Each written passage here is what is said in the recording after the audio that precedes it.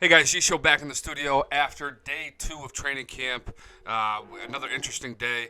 Some updates for you guys, and some good, some bad, and overall it was a good day.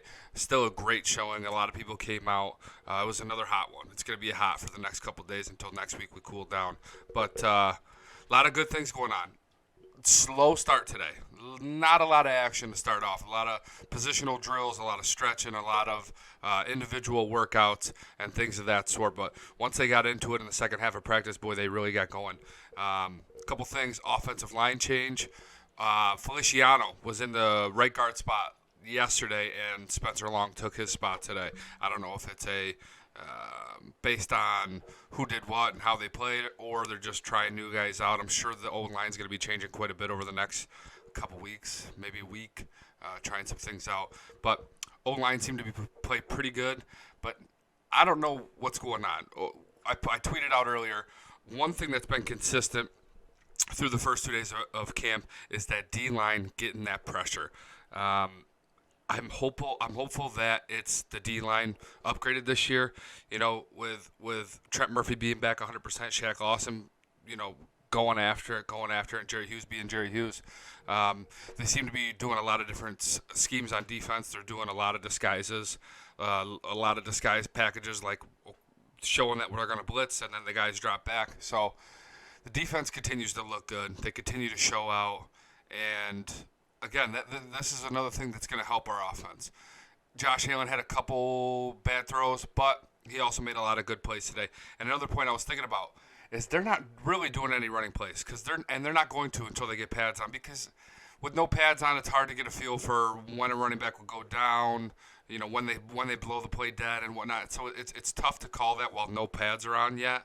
But so that's limiting our options on offense. So the defense, knowing that Allen's going to be throwing the ball on every play, it gives them an advantage. So with the defense being so stout right away on these 11-on-11 drills, that could be a big reason why. Obviously, our defense is going to be great this year. We all know that.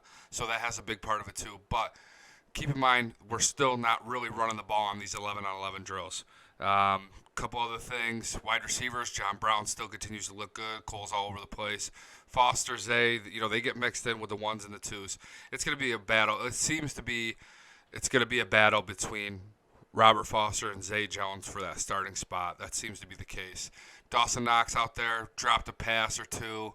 Still looked pretty good. His routes look good. Looks fast, looks big, looks strong. And another thing is we found out that Jason Kroom does have a hamstring injury that has continued to linger on here. So that is why Dawson Knox and Tommy Sweeney are the go-to guys at tight end. It's pretty crazy that a third and a seventh round pick at tight end are our two go-to guys right now. It's pretty wild, but they continue to look good. It's not like you see those guys out there and they look like they're out of place. Especially Dawson Knox. He looks the part. Another thing to note, guys, secondary. E.J. Gaines continues to look really, really good out there. He was getting in with the ones a little bit more today, and it shows. I mean, it shows why they want him in that spot, because he continues to make big plays. He continues to look good. Another thing with the wide receivers is nobody's jumping out, even on second team. Even when Allen's throwing on the second team, give him a little bit more action compared to Barkley, because Allen's got a little bit stronger of an arm.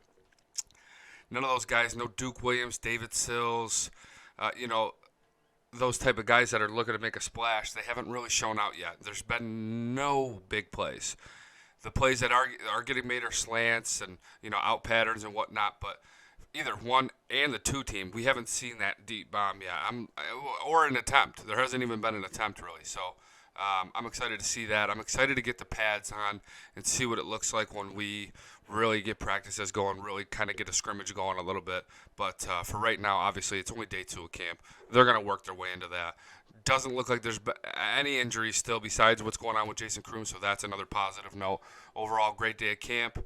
Allen had some ups and downs, but again, remember that they're still not running the ball in those 11-on-11 drills. So keep that in mind with when we're judging Josh Allen on his ups and downs a little bit. I'm excited for day 3 of camp tomorrow. It should be awesome. Should be good. Should be an even bigger turnout. First Saturday, there's going to be a ton of people there. So it's going to be hot. There's going to be a lot of numbers there.